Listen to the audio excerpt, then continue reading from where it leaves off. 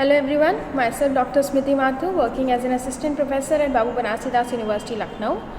Today we will talk about an important topic of module 2, that is perception.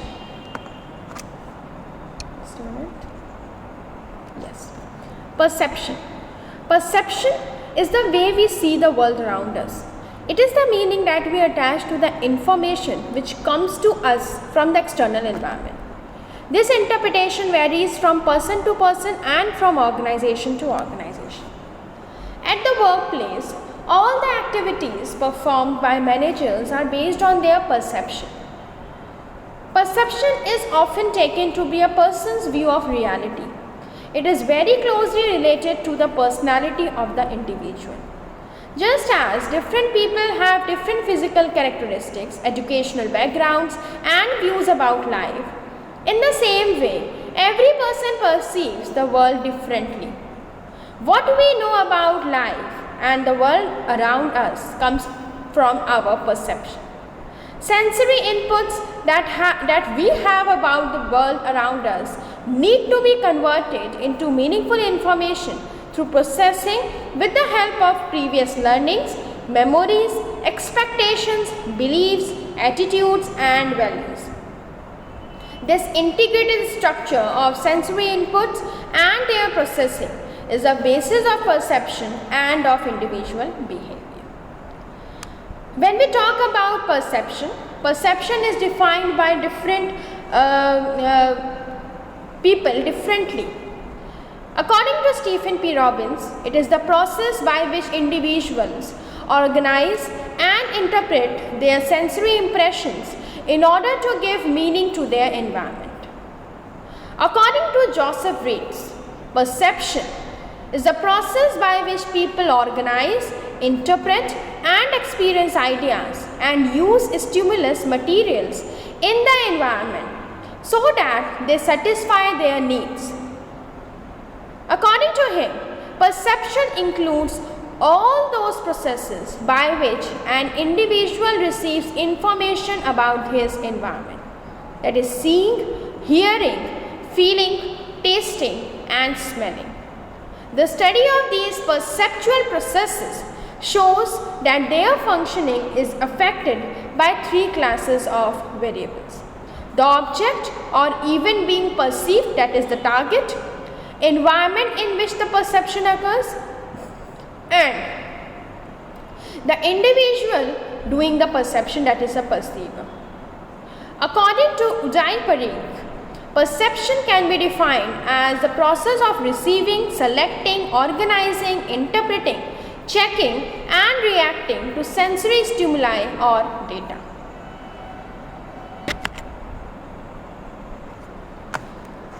So we can say that people respond to situation on the basis of their perception about reality rather than on reality itself. Therefore, it is important to realize that differences in the perception of individuals can lead to differences in behavior at the workplace. These differences can sometimes lead to conflict in the organizing. By understanding the process and factors which influence perception, differences can be resolved and work environment can be improved. Now, before understanding or going deeper into the concept of perception, it is important for all of us to understand the difference between sensation and perception. If we have to define sensation, sensation is the process of receiving information via our five senses, which can then be experienced and interpreted by the brain. But when we talk about perception, it is the process of interpreting that information acquired through these five senses. Okay? So, when we collect information through our senses, and that collected information is interpreted with the help of our perception. Okay? Sensation leads to perception, and perception results in interpretation and giving meaning to the information received.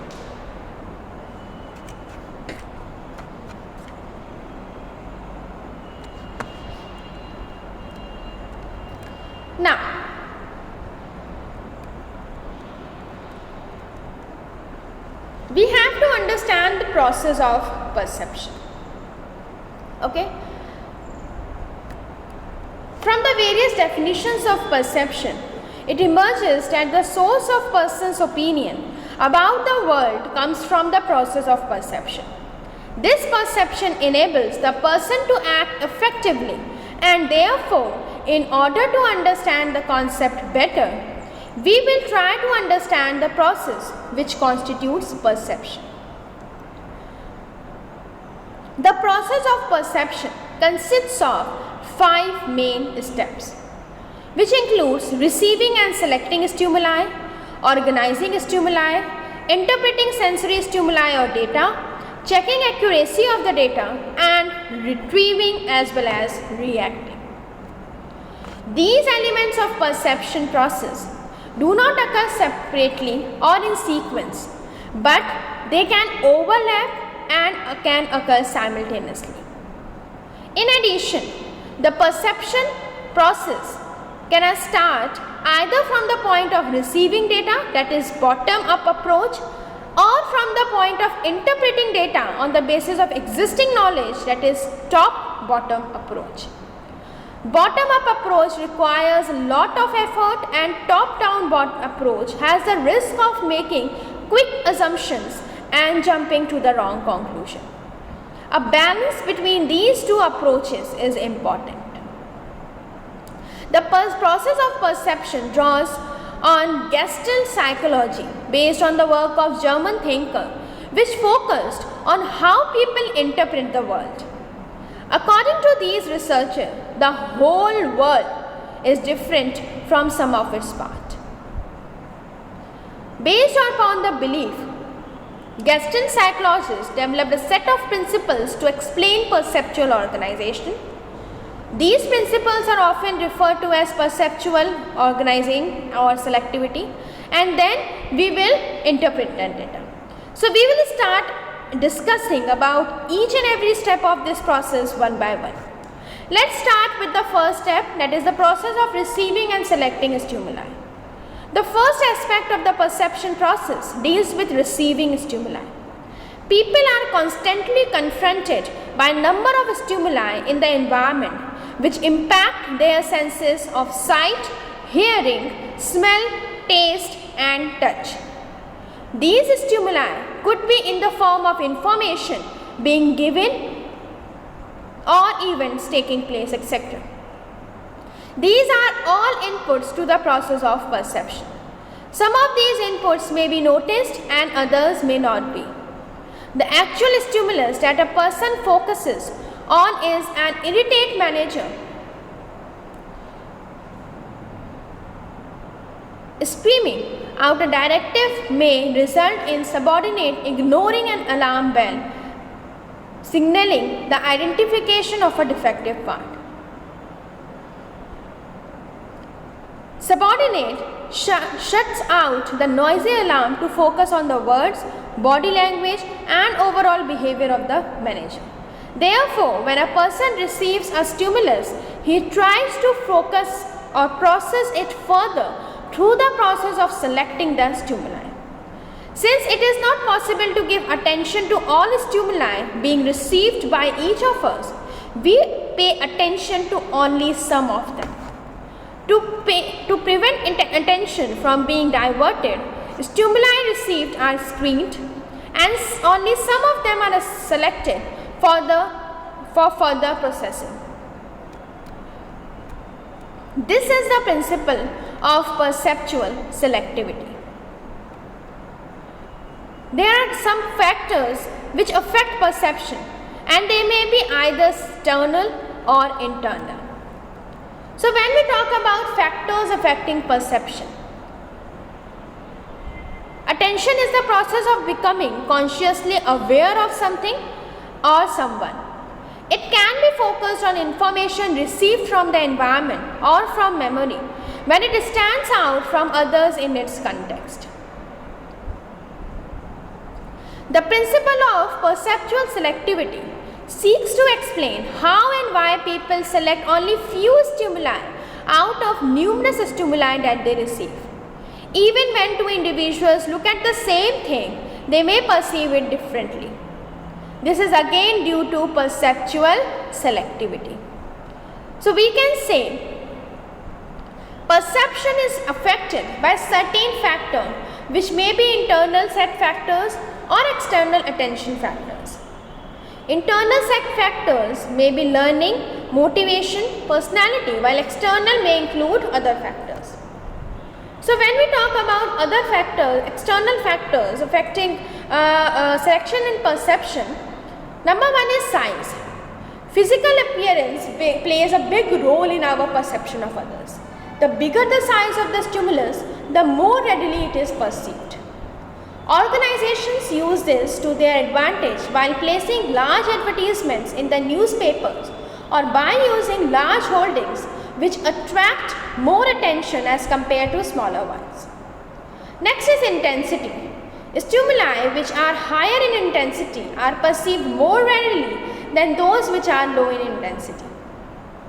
This factor of intensity is closely related to size. A loud noise may attract more attention than a soft sound. When the boss says, "Report to my office immediately," it is more intense than "Please stop by my office at your convenience." Next is your contrast. An object which exhibits a contrast in relation to the surrounding environment is more likely to be noticed than an object which blends in the environment. All things which differ from the familiar attract attention quickly. Unusual behavior attracts attention, and many people get noticed only due to their strange, unusual or uncommon behavior. Next is your movement. A moving object draws attention more quickly than an object which is not moving. This principle is used very effectively by TV advertisements or audio-visual displays, which creates the illusion of constant movement on the screen. Next is repetition. Usually things which are repetitive draw attention. A repetitive external stimulus draws more attention than a single one. It is for this reason that advertisers show same advertisement again and again, and supervisors give necessary direction again and again to the employees. Last one is your novelty and familiarity. These two factors, though appearing in contrast to each other, state that either a novel or a familiar external situation can attract attention. New object in familiar setting or familiar object in new setting will draw the attention quickly. For example, in a foreign country, one's attention is drawn immediately by a familiar face from one's own country. In the same way, a worker may notice a strange or a new sound in a machine and become aware of it immediately. Apart from external factors, internal factors also influence selection and perception. First is psychological needs and motives. The psychological need of person influence his perception. Unsatisfied needs and motives may stimulate individuals and may exert a strong influence on the way they perceive someone. A superior who has a feeling of insecurity perceives a subordinate's efforts to do an excellent job as a threat to his position. His personal insecurity may translate into the perception that others are out to get his job, without any regard to the intentions of his subordinate. Next one is your motivation. Motivation plays an important role in determining perceptual selectivity. The primary motives such as hunger and thirst influence the perception of an individual. For example, people living in a country that is affected by drought will give more attention to the sight, mention or aroma of food than the people who live in an area where there is no shortage of food at all. Past experience and expectation. Past experience prepares a person to look for situations that are similar to those that he has experienced earlier. The past experience molds the person to perceive current situation in the same way that he had experienced in the past. This holds true for both pleasant and unpleasant experiences and prepares him to anticipate similarly. Next is your attitude and beliefs. The belief of a person influences his perception. For example, a manager who is interviewing candidates for the position of supervisor of a group of workers, most of whom are male, may feel that women are not capable of holding their own in tough situation. This attitude and belief will influence his perception of the female candidates that he might interview and will affect the selection process. Next is mood and current psychological state. Moods, psychological and emotional state can have a strong influence on the way we perceive someone. We think differently when we are happy than we are sad. We also remember information that is consistent with our own mood better than information that is inconsistent with our mood. When in a positive mood, we form more positive impression of others. When in a negative mood, we tend to evaluate others unfavorably. Next is your self-concept. The self-concept gives an indication of how we perceive ourselves, and this in turn influences how we perceive others and the situation we are in. A greater understanding of ourselves allows us to frame a more accurate perception of others.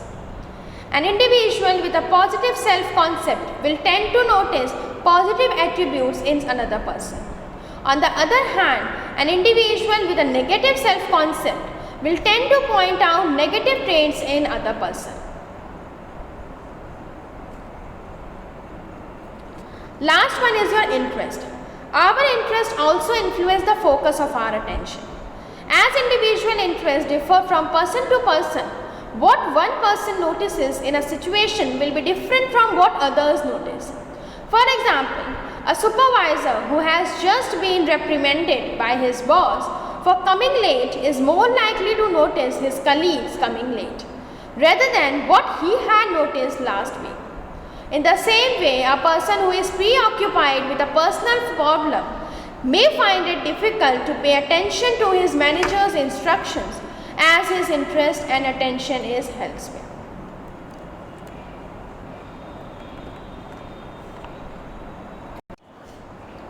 Next one is the process of organizing stimuli. All information received by an individual in the form of data or stimuli is organized to facilitate the extraction of the meaning of what has been perceived. This is the principle of perceptual organization, by which a person's perceptual process organizes the information he receives to form a meaningful whole. A person rarely perceives the extent of color, light or sound associated with objects. Instead, he perceives organized patterns, stimuli and identifiable whole object. The process of organizing is based on 5 principles. Figure ground principle. The most basic form of perceptual organization is figure ground. It states that perceived objects stand out from the general background. For example, if you read this slide, you will notice that white is the background and black is written on that slide. Okay? So, if this was given to a person who is not familiar with the language, he will perceive it as patches or irregular black and white shape. However, a person who knows the language would perceive the black shapes in the form of letters, words and sentences that are there on your slide. Next is your perceptual grouping. According to the principle of perceptual grouping, people tend to group several stimuli together based on similarity or proximity into meaningful and recognizable patterns. For example, when we perceive objects and people with similar characteristics, we tend to group them together, and this organizing mechanism helps us to deal with information efficiently rather than being confused with too many details. Next is your proximity. When we talk about grouping, it is divided into proximity, that is, it refers to the nearness a group of stimuli that are physically close to each other are perceived as set of parts which belong together. People or things which are in the same place can be grouped together. Next is your similarity. Principle of similarity states that the greater the similarity of the stimuli, the greater is the tendency to perceive them as a common group. Even though similarity is related to proximity, in many cases it is stronger than proximity. Next is your continuity. While closure fills the stimuli, missing stimuli, the principle of continuity states that a person tends to think only in a particular direction. People perceive the extension of stimuli, though it is limited to obvious, continuous lines and patterns. And then is your closure. The principle of closure refers to the tendencies of people to perceive objects as a whole, even when some of the part of the object are missing. There is tendency in all of us to complete things which we found as incomplete. In case if a person is not able to obtain sufficient information to arrive at a decision, he tries to close the gap by grouping the available information with the information about his past experience. Then is your perceptual constancy, that is, there are certain things that are perceived alike by all people irrespective of the factors which influence perception. This gives the person a sense of stability in the constantly changing world. This is the most advanced form of perceptual organization. According to this principle, the perception of elements like size, shape, color, brightness remain constant and do not change from one individual to another.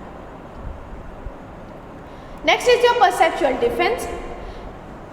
In situation where perceiver has to deal with information or stimuli which are conflicting and unacceptable or threatening, perceptual defense comes to occur.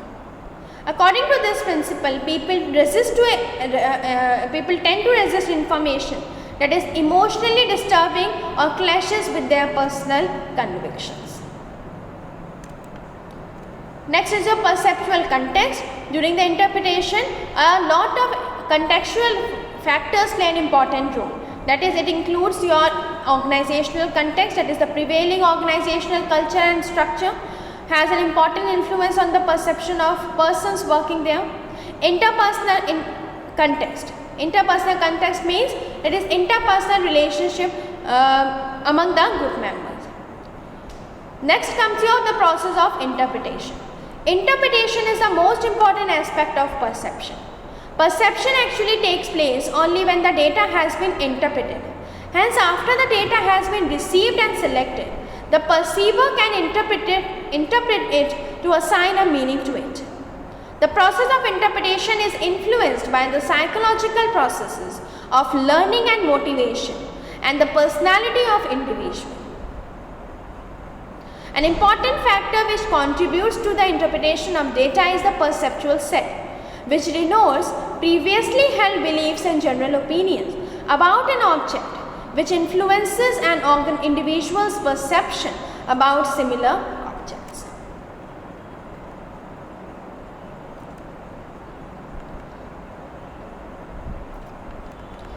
Last one is the process of checking the accuracy. That is, the second last is checking the accuracy. Subsequent to receiving and interpreting data, perceiver tends to check whether his interpretations are correct or not. Sometimes the process of checking is too fast that he may not even aware of it. So the two methods of checking is either by introspection or through getting feedback about his actions or even feedback about his perception.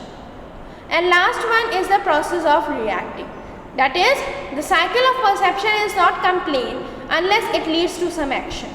The actions are considered to be positive when the perception is favorable, and it is considered as negative when the perception is unfavorable. Now we will talk about what are the barriers to perception or perceptual errors. In addition to the influences of external and internal factors, there are some barriers to perception also. When we talk about this, for First is your primacy effect or the first impression. It is our tendency to quickly form an opinion of people based on the first impression that we form about them. This is also called as first impression, last impression. Unfortunately, these first impressions are very difficult to change. This error of perception leads to selection of subsequent information that supports the first suppression and screens out any subsequent information that opposes the impression. Second one is your halo effect. Halo effect means a person is perceived on the basis of one trait only. If a person has favorable attitude to a person, then his subsequent perceptions of the same person will be influenced by his attitude. For example, if the manager has a good impression about a particular subordinate, mistakes made by the latter may be condoned, or the interpretation may give the latter the benefit of doubt. When similar mistakes are made by another person with whom the manager has unfavorable opinion, these mistakes may be perceptually exaggerated or irresponsible behavior. Next is your stereotyping. It refers to individual set of beliefs about the characteristics of the attributes of the group and is used to indicate a generally favorable or generally unfavorable opinion about the group. It involves judging someone on the basis of one's perception of the group to which the group person belongs. Generally in organizations, stereotypes are based upon age, gender, race, religion, occupation, disability, etc. Next one is your selective perception.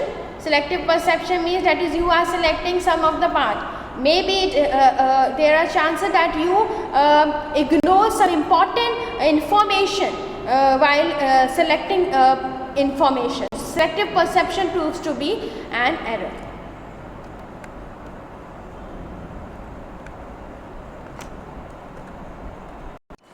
Next is your attribution. Attribution is the process by which an individual assigns cause to the behavior perceived. It is the process of determining the reason for the individual's behavior and whether that behavior is either situational or intentional. It is the process of assigning credit or blame to yourself or the situation. It is defined as a perceptual process of deciding whether an observed behavior or event is caused largely by internal or by external factors. The basis of attribution is that people want to know the reasons for the actions that they and others take. So I hope you all have understood the concept of perception. Thank you so much.